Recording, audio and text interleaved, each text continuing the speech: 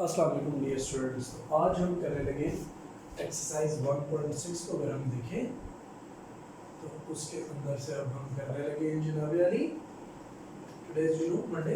आज आपकी डेट मिल जाती है अल्हम्दुलिल्लाह 6 और मंडे इज डे। ठीक है जी। अगर इस दिन के लिहाज से अगर हम देखें तो जो आपने परफॉर्म करना है वो क्वेश्चन नंबर 2, 3, 4, 5, 6 करना है, which are the word problems in exercise 1.6। तो दोनों रूल्स हैं, कहते हैं जी दोनों से करें तो हम पिक एंड चूज कर लेंगे क्योंकि दोनों मेथड हमें आते हैं। क्वेश्चन नंबर 2 क्या लिखता है? लिखता है जी द लेंथ ऑफ, सुनना है जरा क्योंकि अब वर्ड प्रॉब्लम्स है, इसमें से एक्सट्रैक्ट करना डाटा। लिखिए जी the length of rectangle is 4 times its width. समझिए जरा बात, डेफिनेट सी बात है, अगर लेंथ ऑफ रेक्टेंगल जो है उसका नाम मैंने एक्स रख दिया या वाई रख दिया और विड्थ का नाम एक्स रख दिया तो that is 4 times its width. पहली बात। फिर कहता है जी the perimeter of the rectangle is 150 centimetres. What is the formula for perimeter of rectangle?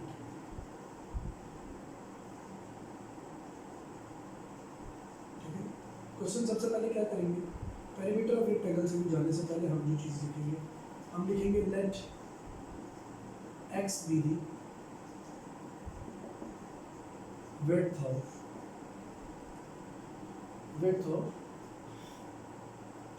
Rectangle. ठीक है, and let the width of rectangle equals to x.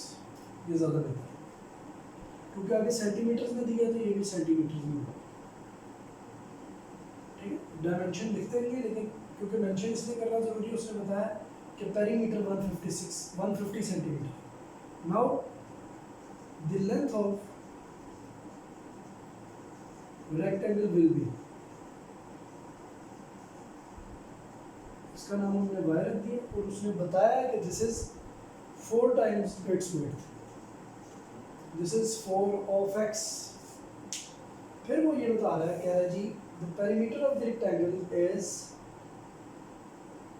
150 centimeters।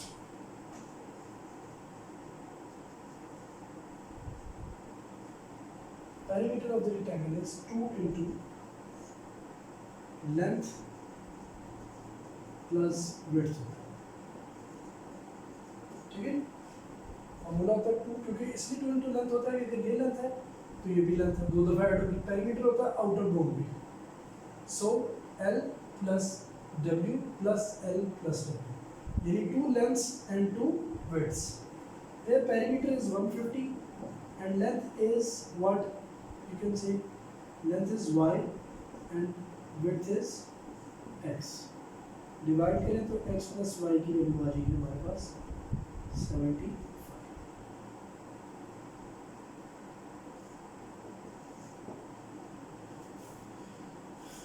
ठीक है जी। अब वो ये कह रहा है कि आपने से मैट्रिक्स इन्वर्जन मेथड से सॉल्व करना है। मेथड जो आपने इस्तेमाल करना है, this must be matrix inversion method और क्रैमर्स रूल।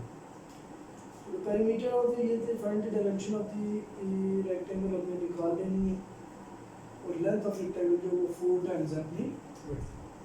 तो देखिए एक इक्वेशन हम ये जनरेट कर लेते हैं, दूसरी जरा देखिएगा y इज इक्वल्स टू, अगर 4x है तो यहाँ से एक इक्वेशन निकलती है, भला क्या, y को आप शिफ्ट कर दें उधर 4x माइनस वाई, यानी साबित हुआ 4x minus Y is equals to 0। ये हमारे पास सेकंड, क्योंकि हमने मैट्रिक्स को यूज करना है, अदरवाइज बड़ा इजी है। यहाँ पे आप पुट कर लें 4x को y यहाँ पे पुट कर लें तो ये आपका आंसर इजीली जो है वो x का आंसर 15 आ जाएगा, और x अगर 15 है तो y जो है वो 16, कैसे 4 टाइम्स ऑफ x है तो 60 और 15 आंसर्स आ जाएंगे। लेकिन क्योंकि हमने इसको डायरेक्ट नहीं करना, हमने क्रैमर रूल या बेसिक इन्वर्जन मेथड निकालना है, तो उनके लिए तो 2 इक्वेशन चाहिए होती है, एक ये निकल आई और एक यहाँ से ये निकल आई।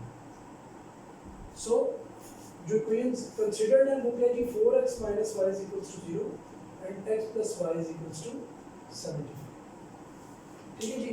तो मैं 2 और 5 करूँगा इन्वर्जन मेथड से, मैट्रिक्स इन्वर्जन से, और 3 और जो 6 है ना, 3 4 6 वो मैं क्रैमर से, यानी कुछ क्रैमर्स हो जाएंगे और कुछ हो जाएंगे हमारे जनाब यानी इन्वर्जन वाले।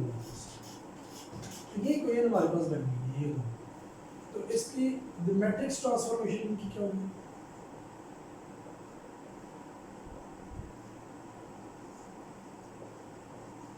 Of given system. मेन तो इक्वेशन बनाना है, given system will be what 4 minus 1 1 1 and then there will be xy and there will be 0 something।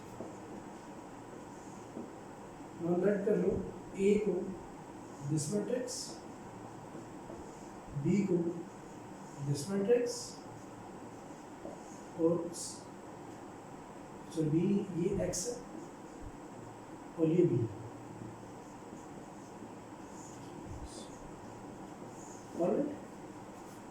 हाँ इक्वेशन ऊपर नीचे भी रख सकते थे, कोई फर्क नहीं पड़ता। हाँ जो फिर उधर सेलेक्ट करें उसी शेप में फिर आप इसे लिखें। फिर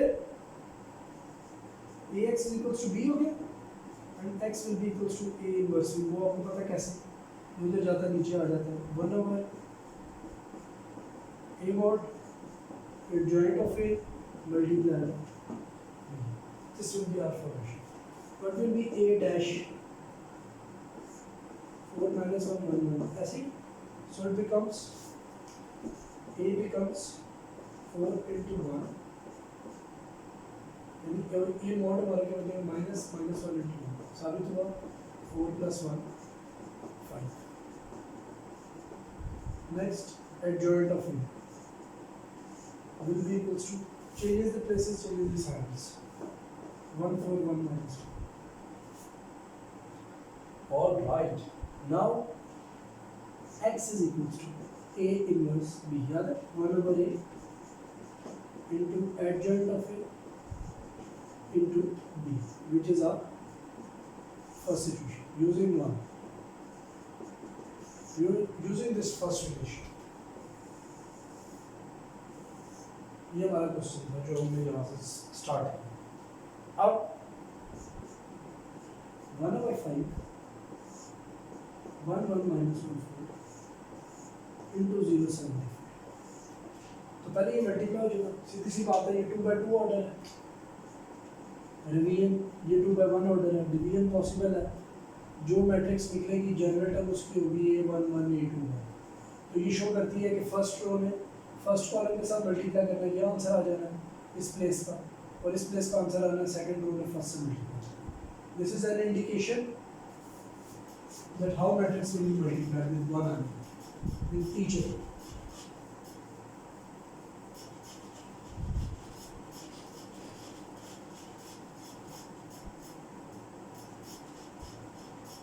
now in order to solve this on this side, तो हो जाएगा कि 1 0 से मल्टीप्लाई हो जाएगा प्लस 1 75, फिर माइनस 1 0 से मल्टीप्लाई हो जाएगा और फिर 475। ओके, ऊपर आ जाएगा 75, नीचे आ जाएगा 300। अब 1 by 5 में multiply 1 by 5 multiply by 75 and here you know 1 by 5 multiply होगा किससे, 1 by 5 will be multiplied with 300, so 15 times, so 60 times। Answer is 1560। और what is xy? What is x? Sorry, basically it is a matrix of column of constants xy। So जब equal का sign लगा हुआ तो साबित हो गया x की वैल्यू क्या है 15 और y की क्या है, y की है 60। आप सोच रहे होंगे इतना इजी था, इससे इतना कॉम्प्लेक्स करने की जरूरत है। तो मैंने आपको पहले भी बताया कि 2 by 2 ऑर्डर में आपको ये कॉम्प्लेक्स लग रहा है, लेकिन जब वेरिएबल्स की तादाद बढ़ती जाती है तो अगर मैट्रिसेस से इन्हें हल करना सबसे ज़्यादा सूदमंद और आसान फील होगा। ठीक है, तो असल जो आर्ट है वर्ड प्रॉब्लम में वो इस इक्वेशन को जनरेट करना। आपने इक्वेशन को जनरेट कर लिया तो साबित हो गया कि आपने क्वेश्चन में इक्वेशन जनरेट नहीं हुई तो क्वेश्चन नहीं हुआ। ठीक है, बहुत इजी था पार्ट डायरेक्ट करना, लेकिन क्या है कि क्योंकि उसने कहा है मैट्रिसेस से करना है तो फिर हमने मैट्रिसेस से किया। और मजीद बात वही आंसर है मैट्रिसेस से जो वैसे आ।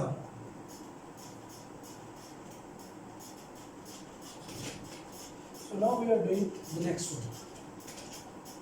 These are the answers जिन्हें मैंने प्रिंट पे रखा। अच्छा, अब क्वेश्चन नंबर चले जाते हैं क्वेश्चन नंबर 3 में। Two sides of the rectangles differ by 3.5 centimeter. साबित होगा let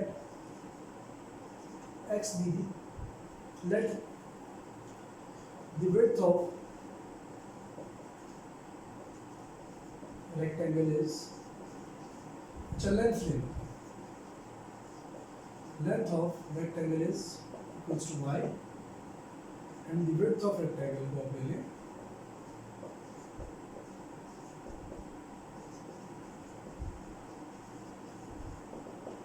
x।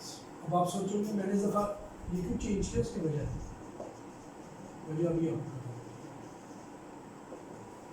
बल्कि x माइनस वाई हाँ लेंथ ऑफ रेक्टेंगल को x ले लेंगे और विड्थ ऑफ रेक्टेंगल को y ले लेंगे। क्यों? देखिए लेंथ हमेशा बड़ी होती है, मोस्ट ऑफ द टाइम जो रेक्टेंगल बनाते हैं उसमें लेंथ ज़्यादा होती है और विड्थ कम होती है। सो इसी बात को मद्देनजर रखते हुए x माइनस वाई क्या आ जाएगा 3.5 सेंटीमीटर है।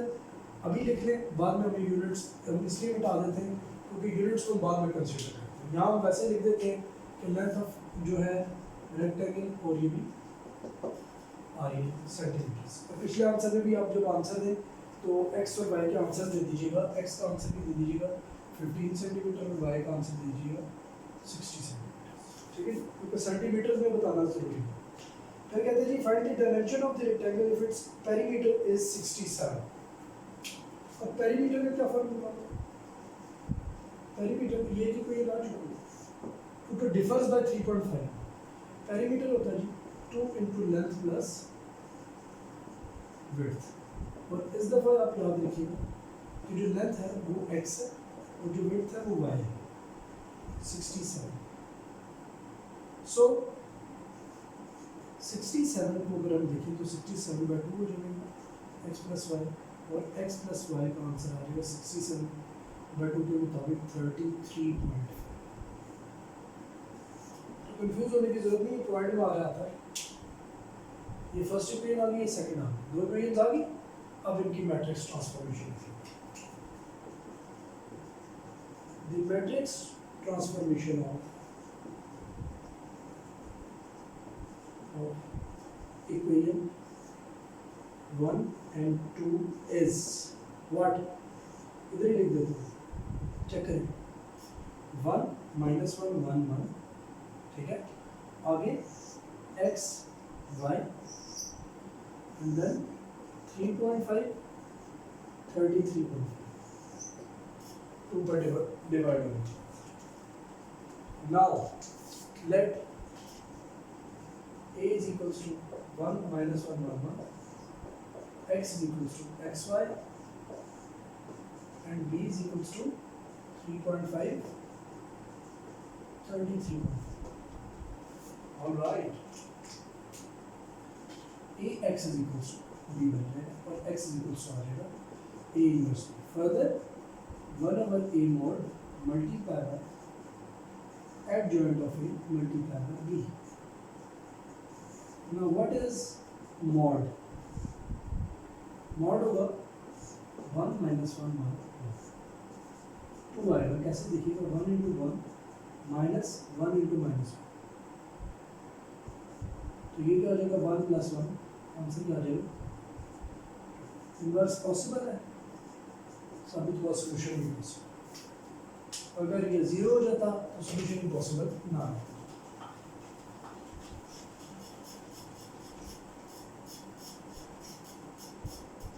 ये अब next part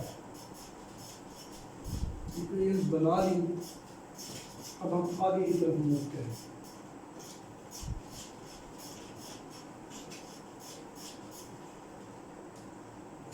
adjoint of A B क्या होगा? इसका एडजॉइंट क्या होगा? Places change, sign change. So equation 1 becomes क्या बनेगी? x is equal to 1/2 multiplied by 1 minus 1 where is 3.533 तो मल्टीप्लाई कर देते हैं इसमें क्या है 1 3.5 plus 33 minus 3.5 plus 33 तो एक दफा हो जाएगा 67 ये बनता है और एक दफा हो जाएगा 37 एंड 30 एक दफा हो जाएगा 37 और एक दफा हो जाएगा 30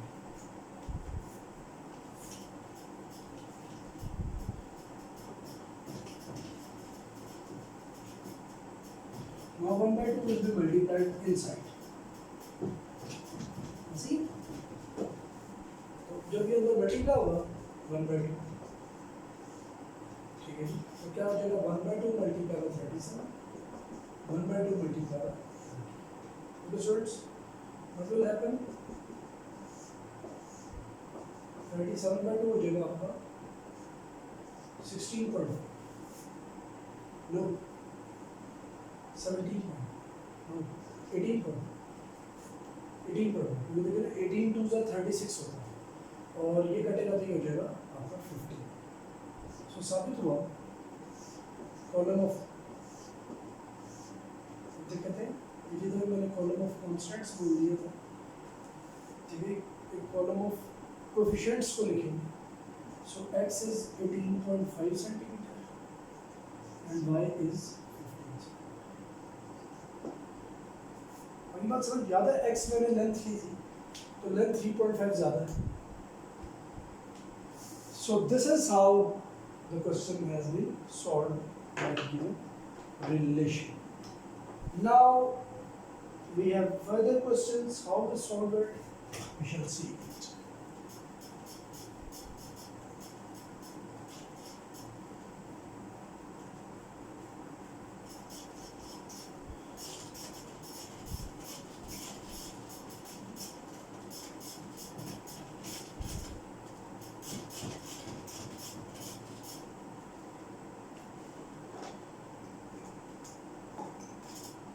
if we move further in question number 4 तो क्या होगा the third angle of an isosceles triangle is 60 degree less than the sum of two equal angles all right 16 degree less than the sum of two equal angles all right यानी एक isosceles triangle ठीक है बाकी दो के साथ एक जो एंगल है लेट्स से 16 डिग्री और ये ए और ये बी है तो कह रहे जी पहले तो बात आ गई 3 एंगल्स के बारे में बता रहे जी find the three angle. The third angle of an isosceles triangle is 16 less than the sum of two angles.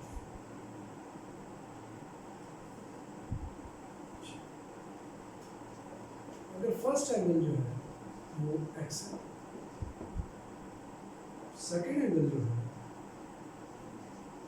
वो y है और जो थर्ड एंगल है वो एक्चुअली x plus y से 16 less than the sum of two angles good हो गया और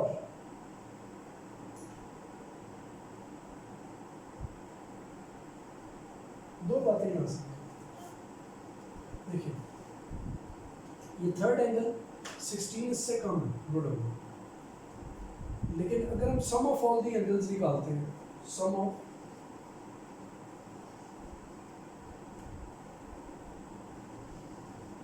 ऑल दी एंगल्स, तो क्या होगा x plus Y plus X plus Y minus 16 equals to 180. Further 2x plus 2y is equals to क्या हो जाएगा आपके पास 16 उधर जाके माइनस हो जाएगा. सो 180 डिग्री होता है तो ये जो माइनस होगा तो ये बन जाएगा, बल्कि प्लस हो जाएगा 196 डिग्री. एक तो आपके पास ये रिलेशन आ जाएगा इज इक्वल्स टू 196. फर्दर आप करना चाहिए तो 2 कॉमन ले लें, ये 2 उधर जाके 196 के साथ क्या हो जाएगा डिवाइड. सो आंसर आपके पास आ जाएगा 196 के मुताबिक 98. एक तो रिलेशन ये बन गया कि x प्लस वाई जो है वो 98 होगा. ऑलराइट, अब ये तो बनानी है, एक बात तो निकले.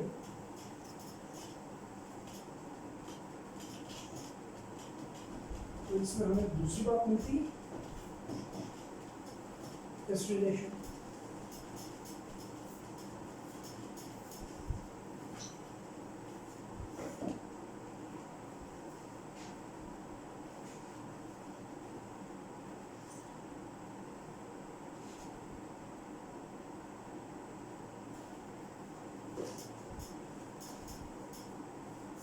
Z angle of an isosceles triangle is 16 degree less than the sum of two equal angles.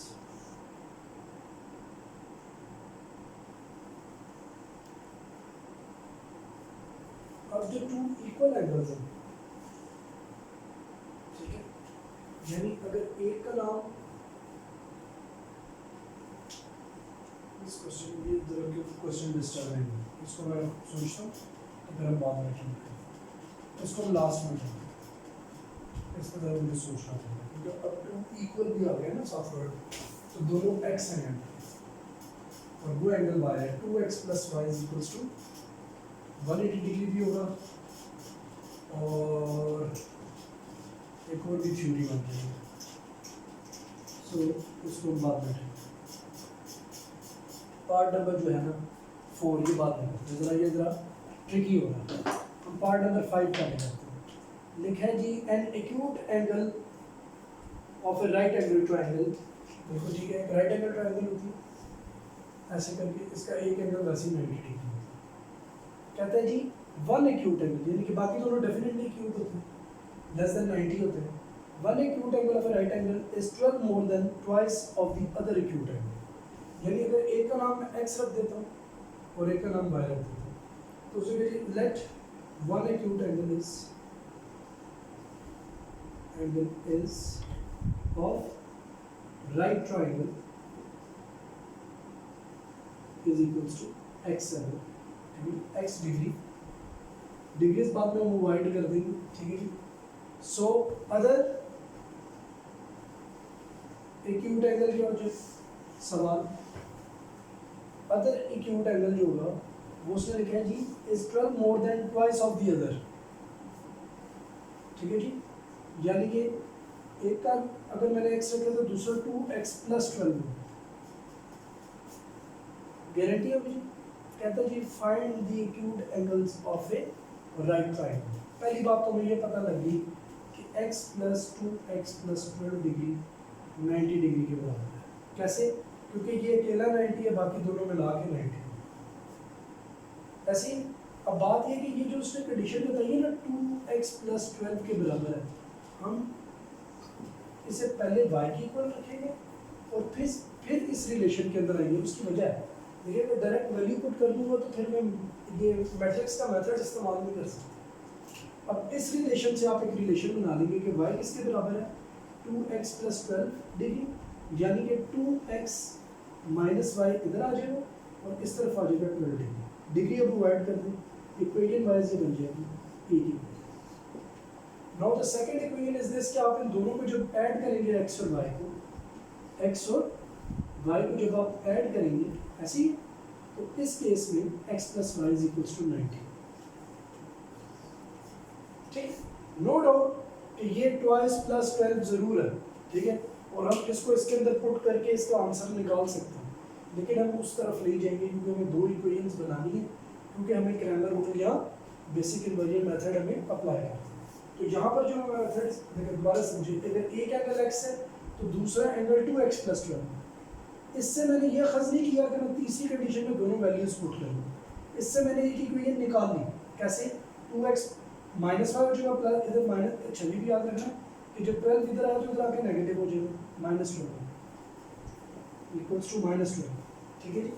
लेकिन इधर प्लस है, इधर आके माइनस हो जाएगा, ये इधर प्लस था उधर जाके माइनस होगा, ये रिलेशन निकला। और दूसरा क्या है कि देखिए ये अगर 90 है, sum of all the angles of triangle का होता है 180 डिग्री, यानी इन दोनों का सम किसके बराबर होगा? 90, ये रिमेनिंग 90। ये दो बातें हमें मिल रही थी। इस क्वेश्चन के लिए मैं अप्लाई कर दूंगा आपके सामने अल्हम्दुलिल्लाह क्या चीज़, इसके लिए मैं अप्लाई कर दूंगा क्रैमर्स रूल, ठीक है जी। मैं क्रैमर्स रूल की मदद ले लूँगा, ठीक है जी। सबसे पहले matrix transformation,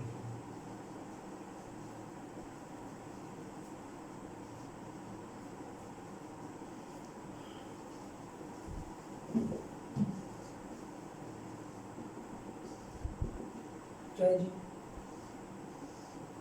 2 - 1 1 x y and -12.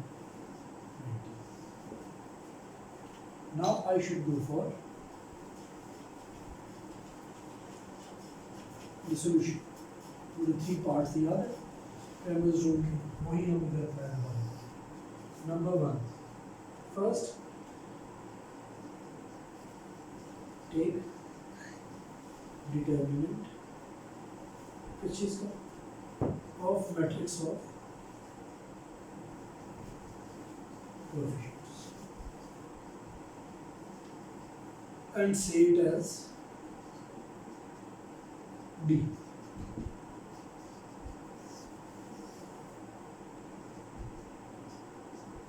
Alright.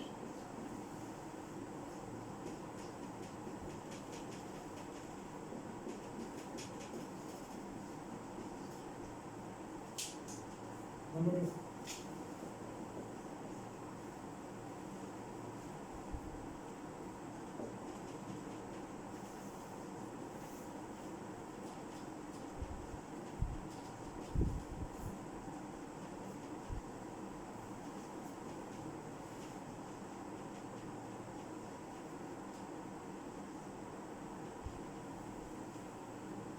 Take determinant of matrix of quotients by replacing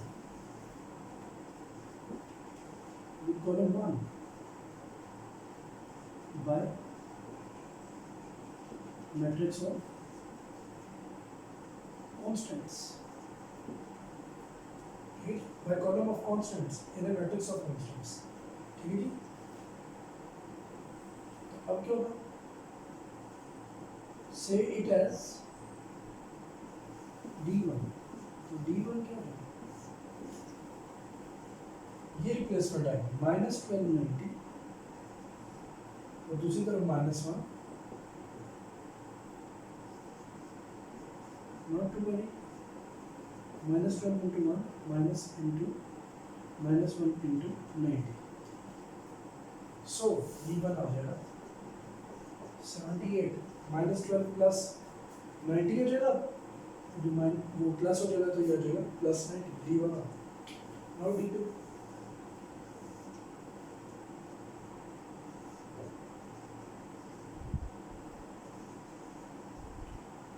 take determinant of matrix of coefficients by replacing column 2 by matrix of constants. Say it as D2. अब देखिए 2 1 अपनी जगह पे रहेगा, -1290 दूसरी तरफ आ जाएगा 180 + 2, D2 हो जाएगा 190। All right, Now, what should we do? दोनों रूल आने चाहिए ना, रिमेनिंग मेथड भी आना चाहिए और ये आना चाहिए। तो कुछ को मैंने उससे करा दिया, कुछ को उससे करा दिया, रिमेनिंग करते रहे। For your practice answer same ही आएगा। Fourth point, for solving x and y, x क्या होगा? What is D1? That is 78 by 3.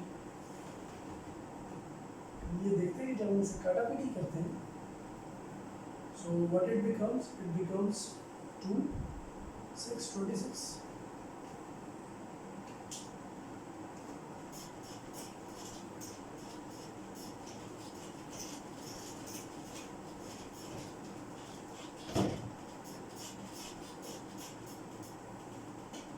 What will be y d2 by d? What is d2? Divided by 3. Divide करेंगे बन जाएगा 6, 64. Very nice. One is 26 degree and the other is एक angle over 26 degree और एक angle over 60. बाकी इसके twice से 12 double है, मतलब 12 अबव है। इसका ट्वाइस 52 है, प्लस 12 करें तो 64 है।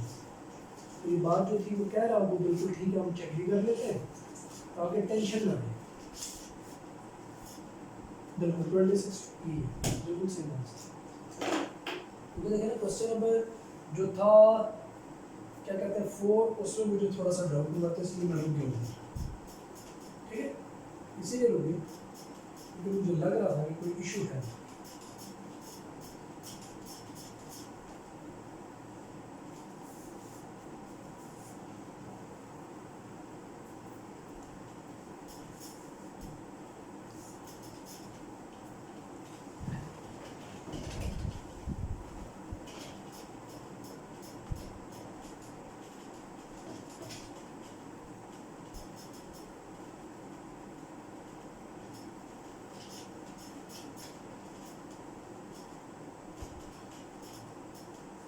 अब हम देखते हैं क्वेश्चन नंबर 6।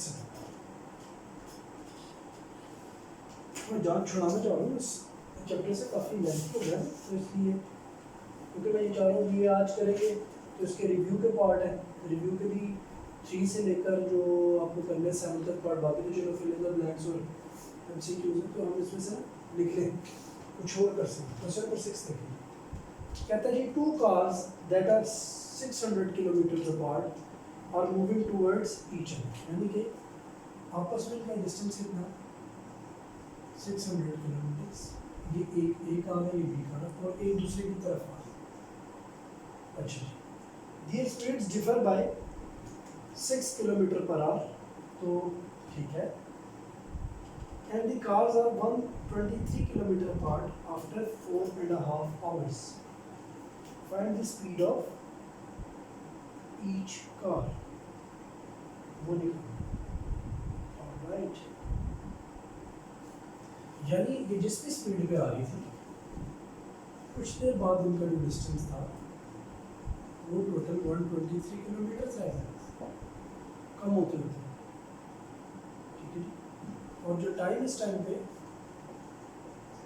लग चुका था दैट इज 1, जो आप समझिए कि 4.5 आवर्स, और उनकी स्पीड जो है वो 6 किलोमीटर पर आवर से डिफर करेगी। Alright, their speed differs by 6 kilometer per hour. Alright. So we make a certain situation in it. So for this we have to wait for 1 minute.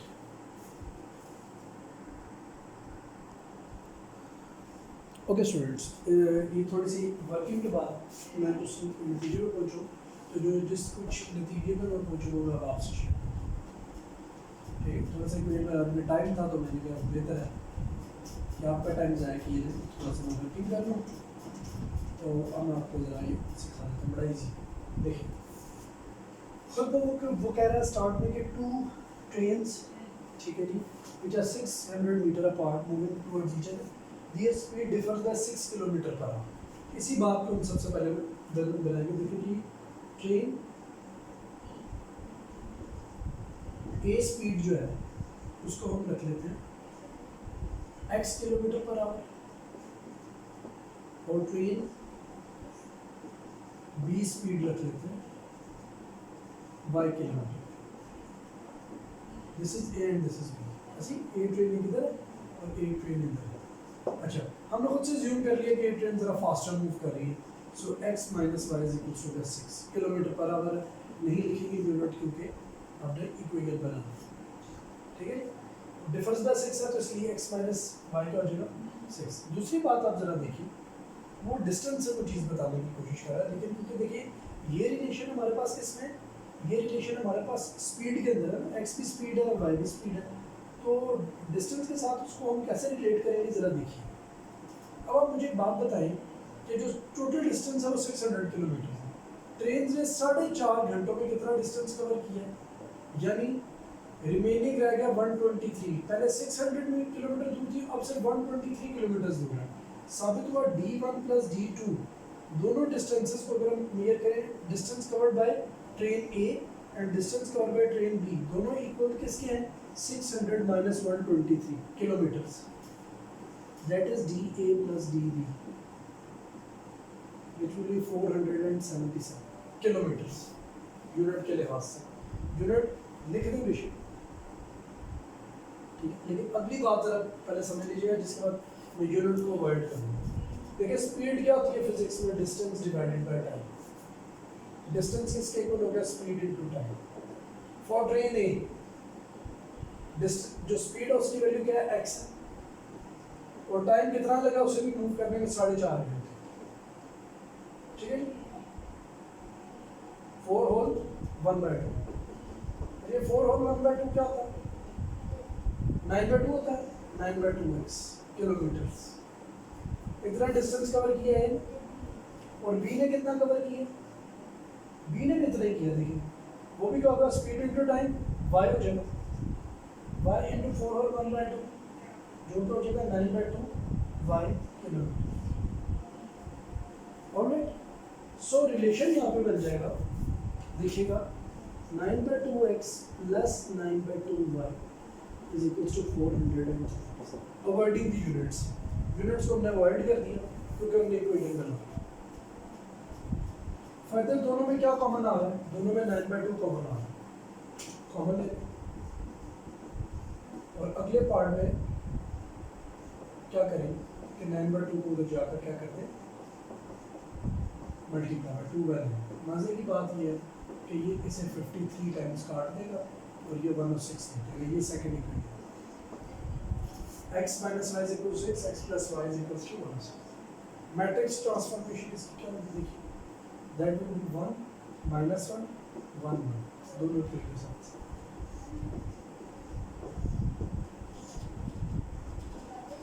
Now this is test for you, मैं आगे नहीं कर रहा। Matrix इन value method के मुताबिक ये ax equals to b हो जाएगा, ठीक है जी, और x equals to a inverse of b है। आगे आप खुद कर लेंगे सारा का सारा मेथड। बता देता हूँ, जब आप मैट्रिक्स इनवेरिएंट लगाते हैं तो तब भी यहाँ क्रैमर रूल भी लगाते हैं। फाइनली मैं बता देता हूँ कि एक का आंसर आएगा 56 किलोमीटर पर आवर और एक का आंसर आएगा 50 किलोमीटर पर आवर। यूनिट देखें ना, किलोमीटर पर आवर पे सेलेक्ट की थी, देख लें डिफरेंस 6 का और ऐड करें तो 106 बनता। ये आंसर आपका आएगा एट दी एंड। करवा मैं नहीं रहा, करेंगे आपको, बस इक्वेशन बनाना सिखा दी, दोबारा से समझिए। दोनों के दरमियान 600 किलोमीटर का डिस्टेंस था, 4.5 किलोमीटर ये भी चली, 4.5 किलोमीटर ये भी चली अपनी तरफ, दोनों एक तरफ चल, मतलब ऐसा नहीं था वे जा रही थी, एक दूसरे की तरफ जा रही थी, तो डिस्टेंस आ गया 123 किलोमीटर। साथ ही उसने ये भी बताया जो स्पीड डिफरेंस है दोनों के दरमियान वो कितना है, वो सिर्फ 6 किलोमीटर पर आवर है। तो डिफरेंस निकला है x minus Y is equal to 6 kilometre. We are assuming that a is moving faster, that's why हमने x माइनस वाई किया तो 6 आ गया, 6 kilometre per our. Kilometre per our इसलिए नहीं लिखा क्योंकि उसकी वजह ये है कि भाई हम अभी इस इंटरेस्ट में इसलिए नहीं है क्योंकि हम सिर्फ एक इक्वेशन बना रहे हैं, हमने यूनिट्स को अवॉइड करना। अच्छा, डिस्टेंस हमने दूसरी बात हद की कि दोनों का डिस्टेंस कवर्ड अगर मिलाया जाए तो this will be equal to 600 minus 123, क्योंकि दोनों ने कोई ना कोई डिस्टेंस कवर की है। उसके बाद हमने जब डिस्टेंस के फॉर्मूले को अप्लाई किया था, अभी मैंने मिटा दिया, रब ऑफ कर दिया, तो उधर से मुझे पता लगा कि डी ए जो है वो 9/2 x के बराबर आ जाएगा और डी बी 9/2 y के बराबर आ जाएगा, स्पीड इनटू टाइम के फॉर्मूले के मुताबिक। 9/2 कॉमन होने के बाद उधर गया, काटापीटी होके 106 बन गया। साबित हुआ दो इक्वेशन से, दो इक्वेशन को जब सॉल्व किया तो आंसर किया। सॉल्व अब करना आपकी जिम्मेदारी है, खा आप क्रैमर रूल से कर रहे हैं, खा अब आप जो है उसे बेसिक इन्वर्जन मेथड, उसे वो जो है क्या कहते हैं मैट्रिक्स इन्वर्जन मेथड से, ठीक है, ये दोनों से आप करें। अब इसी तरीके से जिस तरह ये क्वेश्चन मैंने आप पे छोड़ा है, तो छोड़ूंगा मैं क्वेश्चन नंबर 4 भी, लेकिन आपको समझा देखिए, एक होती है ना जब क्या कहते हैं आइसोसेलेस ट्रायंगल, जिसकी दो साइड्स बराबर होती हैं, तो याद रखिए ये एंगल इनका थर्ड एंगल कहलाता है, विच इज वर्टिकल एंगल, क्योंकि उसने कहा जी दो एंगल्स बिल्कुल इक्वल हैं। सपोज ये भी अगर एक्स है तो ये भी क्या है, एक्स है, पहली बात। तो हमें जो उसने बात ये बताई है, वो जो इंटरेस्टिंग बात है वो ये देखिए ना, अगर मैं सम ऑफ एंगल्स लूँ तो x degree plus y degree all equals to 180 degree, 2x degree plus y degree is equals to 180 degree, क्योंकि ये सम ऑफ एंगल्स है। तो अब अवॉइडिंग दी डिग्रीज, तो ये एक ही इक्वेशन बन गई। ऐसी दूसरी इक्वेशन क्या बन रही है वो खुद बता रहा है, कह रहे जी बेसिकली जो ये थर्ड एंगल है that is y, it is how much, it is 16 less than the sum of two angles, this, इन दोनों एंगल्स का सम किया यानी x प्लस x कर लिया, उसमें से 16 माइनस करोगे y निकल आएगा। इक्वेशन बनाओ जी, 2x माइनस y हो जाएगा, इधर जाने से माइनस 16 इधर आके क्या हो जाएगा प्लस 16, और 2x minus y is equals to 16। आगे की बात ये सिचुएशन में बड़ी सिंपल, देखिए कोई तुम्हें टफ वाली बात नहीं, इजीली हैंडलेबल।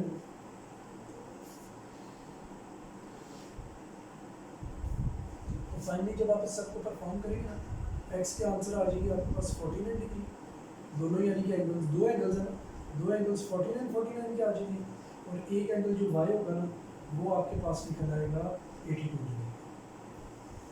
अभी कोई ये दोनों निकाल दिए मैंने, आप आगे से क्या करें, क्रैमर रूल लगाएं, बेसिक इन्वर्जन मेथड लगाएं, दोनों की मदद से आप क्या कर सकते हैं, आंसर समझिए। बात किया कैसे है, देखिए ये एक आइसोसेलेस ट्रायंगल है, दो इक्वल एंगल्स है, इसके साबित हुआ दो इक्वल एंगल्स है तो इनकी ऑपोजिट साइड्स भी इक्वल होंगी, third angle vertical angle.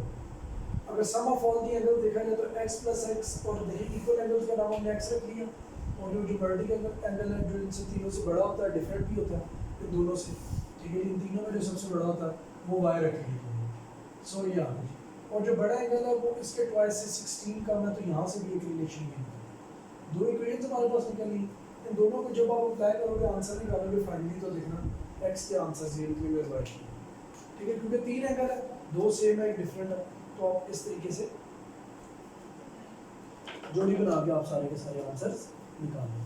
So this is all from now and onward, यहाँ तक कंप्लीट हो जाता है, तो काफ़ी है ये हमने जो अटेम्प्ट किया। तो मैट्रिक्स इन्वर्जन मेथड से रिलेटेड एक क्वेश्चन उसने एग्जांपल नंबर 3 में भी दिया हुआ, तो आप चाहें तो उसको एग्जांपल नंबर 3 को भी सॉल्व कर सकते हैं, करना चाहिए, बल्कि अच्छा ज़रा प्रैक्टिस हो जाएगी। तो एग्जांपल नंबर 3 को ज़रूर देख लीजिएगा। आज के लिए इतना ही। तो मैंने आपको इन दोनों की इक्वेशन बनाना सिखाया, क्वेश्चन नंबर 6 की भी और क्वेश्चन नंबर 4 की, और मैंने आपको ये दिए कि इन इक्वेशन की मदद से आप आंसर निकालो, और इवन आंसर्स भी आपको गाइड कर दिए, उसके आंसर्स आगे फर्दर करके ये आएंगे, और इसके आंसर्स आगे सॉल्व करके x का आंसर 49 आएगा, y का जो 82 आएगा, क्योंकि तीनों एंगल्स बताने, तो दो एंगल सेम, उसने खुद ही बताया दो इक्वल एंगल्स हैं, तो टोटल जो पेयर एक पूरी ट्रायंगल का बनेगा वो 49 49 82। ठीक है, thank you so much students for till now today. अल्लाह हाफिज़, इंशाल्लाह रिव्यू करेंगे नेक्स्ट क्या कहते हैं जो हमारा लेक्चर, और चैप्टर नंबर 1 अल्हम्दुलिल्लाह कंप्लीटली डन।